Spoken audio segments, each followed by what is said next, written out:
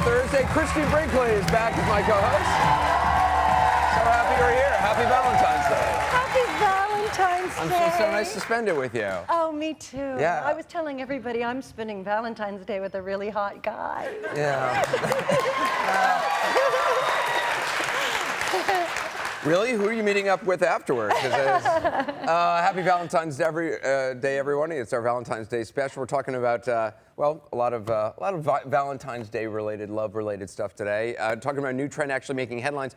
You know, there's now a consultant to help you do a marriage proposal. There's not just a wedding planner now. There's marriage proposal planners to make your proposal really big. So we're going to talk to one of those consultants, and we're going to talk to a couple. Yeah, some of them are so elaborate. It's unbelievable. People are spending tens of thousands of dollars on the proposal, making a really big deal. Also from Big Daddy's house, Chef Aaron McCargo Jr. is here. Cooking up a spicy dish. Turn up your Valentine's Day heat. Also, Jackie Collins is here talking about her new book. How are you on this Valentine's Day? I'm good. I mean, it's been kind of a rough week for me because I've had dental things going on. I've seen you started on Instagram, and I've seen a picture you sent out of you in the dentist chair with laughing gas. I was in the dentist chair, and they have it all set up at this office that I go to at the TV That is the greatest dental picture I've ever seen. And I'm not actually reacting to the needle. I'm reacting to what's on the TV. Oh, they were showing me? All right. That's me in my reflection with my camera. That's so funny. And that's you on the screen right above me. So. But can we just talk about gas for a moment? Because I can see on your nose that's gas that they put on. I love gas. How many people here have had gas at the dentist? Oh my God, y'all are going to the wrong dentist. If they're not giving you gas, you got to switch dentists. It is it's almost the greatest thing on the good enough planet. Reason to go to the dentist is just for that gas. If I get a teeth cleaning, I request gas now. I become so brilliant when I have that gas. I mean, all my ideas are like. And now with the phones, I call up friends. Oh, and I'm like, I have when you're on the gas, you want to stay away from any mobile device. You don't want to, because you think you're having these genius thoughts, and like you literally figure out the entire meaning to life. And as soon as they take off the gas, it all just starts to go away, and then you're like, oh wait, what was that? There was, and then like you wake up from it, and you're like, I can't remember what the meaning of life was. Give me more gas. I have this reoccurring. Usually it's fun and I laugh, but I have when the gas goes wrong. A bad gas attack is not everything good. starts going into this rhythm, right? So it's like the music. It's always the same song comes back, and it's oh really? And everything starts going. Boom, boom, cling, cling. Wow. What's she doing? Give her more. Cling, cling, boom, boom. And then all of a sudden... You were having a bad trip. Wow. And in my head, this voice says, every time... First, this voice says, life goes on simultaneously in the past, present, and future. And then I go, why did I do that? And it says... Because when you uncover a truth of the world, you go, and then I go, wow. And then the music is going. You are stoned out of your mind. You are stoned out of your mind, Christie Brinkley. And then the voice says, but you cannot participate on any level, past, present, or future, if you get stuck in the dentist chair. So then I'm like squirming to get out, you know? And then they're giving me more. Your dentist must enjoy this trip, I gotta say. You're squirming around in the chair. Well, I said to my dentist, I said, if I go like this with my hand, okay, that means stop what you're doing and get me back to reality because I'm about to get stuck in that limbo land. Okay. I said, now, do you have other people's, did anybody else have the same thing? No. No, I've never, I've had like, yeah, just you. No, I've had some bad laughing gas experiences where I haven't quite reached, the first time I ever had it, I was levitating out of the chair, and then I floated out the dentist's office window. That's how it starts. And I was flying down the avenue, and it was the greatest thing I've ever experienced. And then I called my mom about it, and my mom, of course, was very encouraging. My mom was like, oh yes, laughing gas. And like my mom was encouraging me to get more gas, which is not really what the parent normally does. But it's all legal. That's the crazy thing about safe. this. It's not like, it's something that enters your body and it leaves very rapidly. Oh, as soon as they take it off, which is what's so horrible. And so. But sometimes you forget that, and no, then you don't want them to take. When they take it off, I'm like, no. Yeah. You can tell they start to add oxygen, and it doesn't. Oh, smell they're as right. sweet. They start So to put in the oxygen. I'm like, no. Then I More always gas, go, less oxygen. Ow. Yeah. So they have to turn it back Don't bring me back. I don't want to come back to reality. I want to stay in Gasland. I know. And you know what? Next time, you have to bring like a pad of paper, because when you try to call a friend, they can't tell what you're saying. Can you go? Oh, well, no. The greatest thing is now I wear earphones, and so I listen to music, and that brings you to a whole other dimension. Yes. But then when the iPod changes and it changes to a bad song, that's a bad experience. But that's the gas, because when the song becomes that same song, and you will notice it now, all of you will notice it now, when the music starts going, okay? I don't know what you're talking about. We have had different kinds of gas. I think they're giving you more than gas. I think they're. Maybe she was at the dentist before here. No. I also saw in I saw your Facebook you having to defend your daughter, which seems so ridiculous to me that you have to be in this position. You know, I generally, we let things roll off our backs. We understand everything that comes with the territory. But, you know, when my daughter was very young, they would criticize her, you know, and my husband. And they would be like, oh, you know, she looks like the father, she sounds like the mother, this isn't going to work out. It was People would say that. It was cruel in writing. And first of all, I think my ex-husband and my daughter were both, you know, beautiful, talented, wonderful ex-husband Billy Joel. And it really hurt. It hurt to see the nasty criticism, the nasty writing. It hurts. Of course. It bothers me as a human that our society has gotten to this level.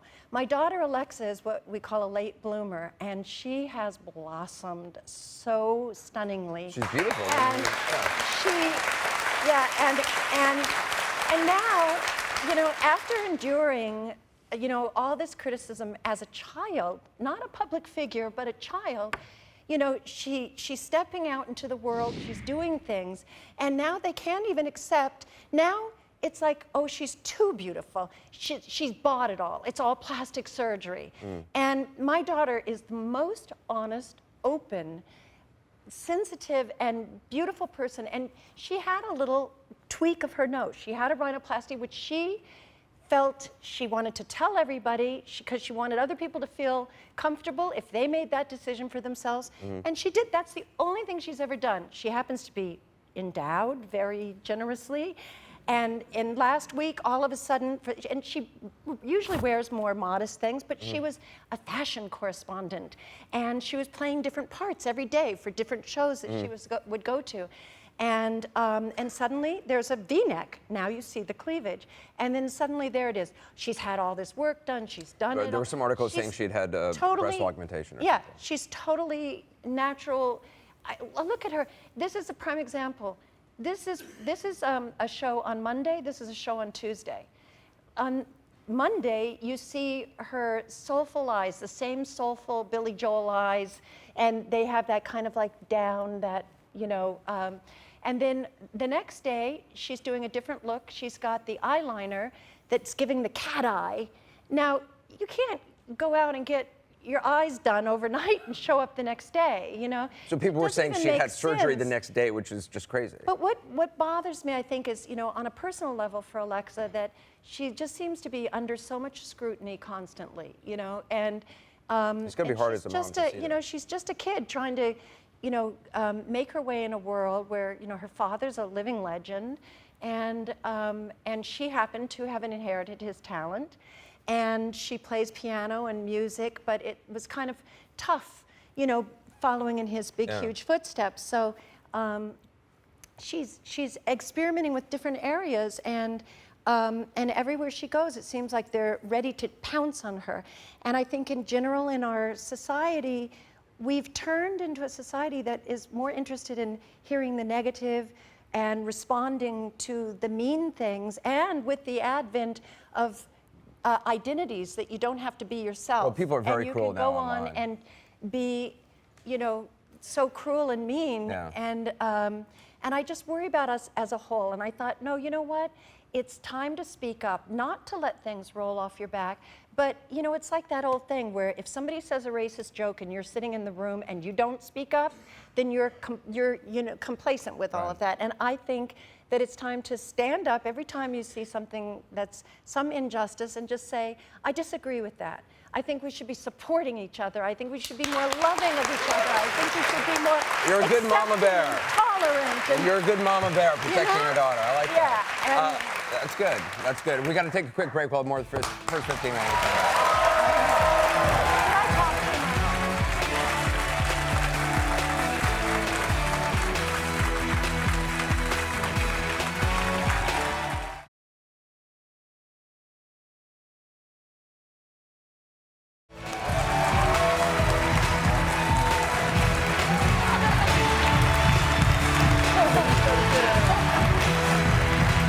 Hey, welcome back. I'm here with my co-host, Christie Brinkley, for a Valentine's Day special. A couple of just breaking news stories to talk about. This morning, you may know the Olympic, they call him the Blade Runner, Oscar Pistorius, the first Paralympian to run in the Olympics. He's actually been charged with murder for allegedly shooting his girlfriend, a model named Riva Stenkamp, in his home at like 4 a.m.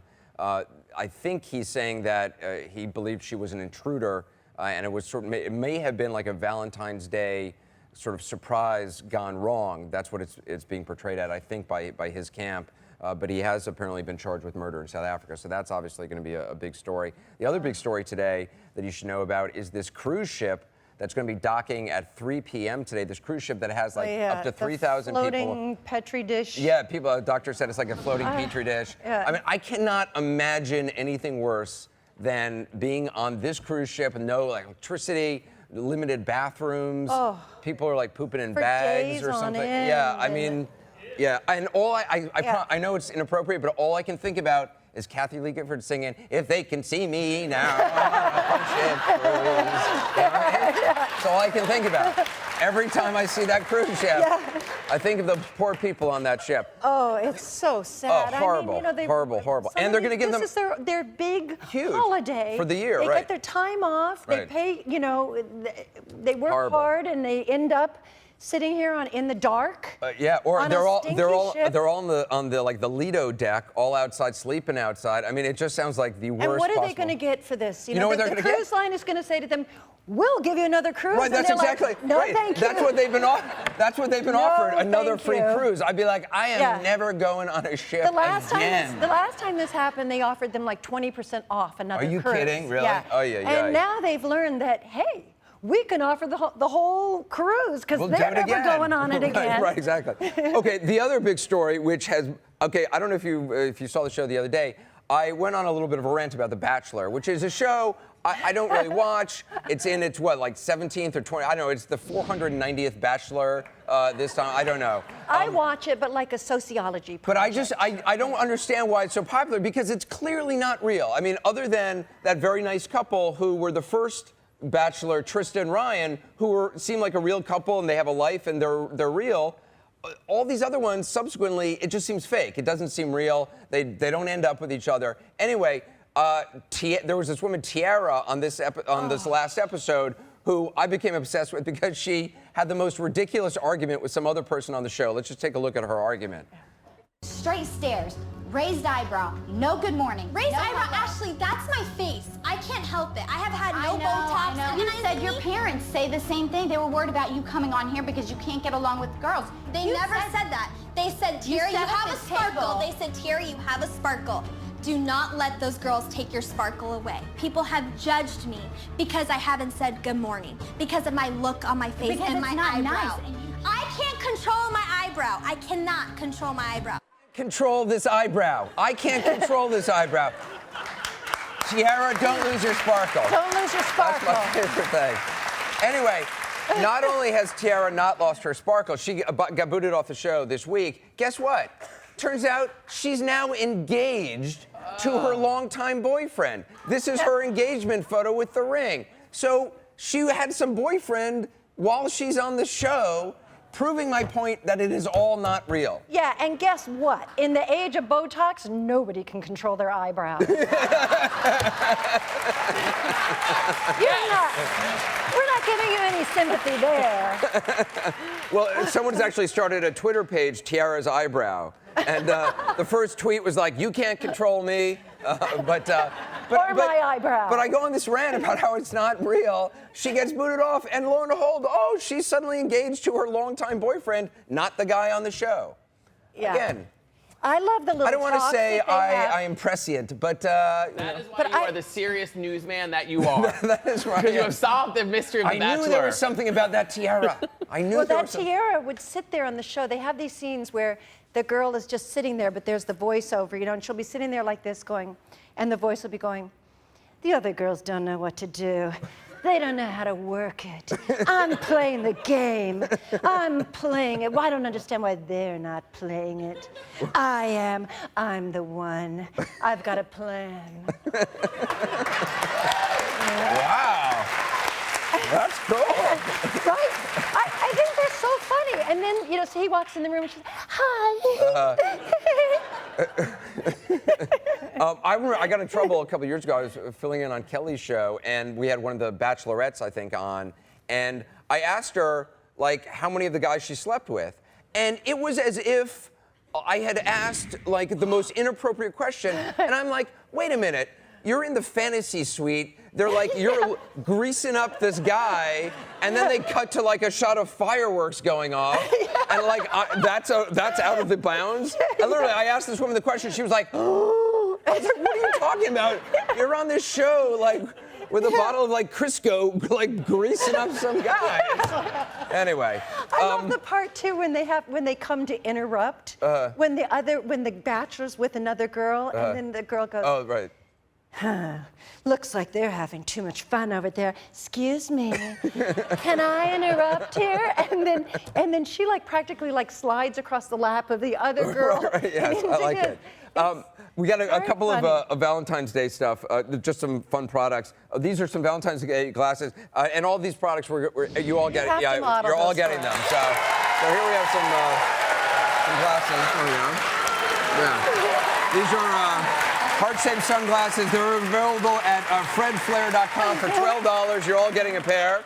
Also, what else do we have here? Oh, this is actually really good. This is for your, no, not the iPad, sorry. I know, sorry about that. Sorry. I know, thank you, I know. Yeah, I know. But this is We don't have that Oprah money. I'm sorry. We just don't have it. No, this is for so two people can listen to an iPad together. It's a little heart. It's a cheap little heart thing on the top. You know what it's playing? What? Oh no, it's playing your druggy music. Oh no, that is from Tunes for Two Heart Headphone Splitter. It's made by Decorcraft Incorporated, available at DGI.com, DCIgift.com or Amazon.com for $12. And you know what that's really good for on the plane? If you want to watch a movie at the same time as, like, this person sitting next to you, and then you can listen simultaneously. Yeah, it's nice. It's very nice. Also, everybody likes chocolate for Valentine's Day. This is heart-shaped chocolate. But when I say heart-shaped chocolate, I mean actually heart-shaped chocolate. It's actually shaped like real anatomically correct hearts. So you can follow who makes this? Where's that available? Follow its path. Like, available. You eat the chocolate. This is where it clogs. right. Here. It's available from visualanatomy.com for $32, and you're all getting a box of that. So enjoy that. We're going to take a quick break. Coming up, some trend-making headlines, including hiring professional planners to help make your engagement a guaranteed success. We'll be right back.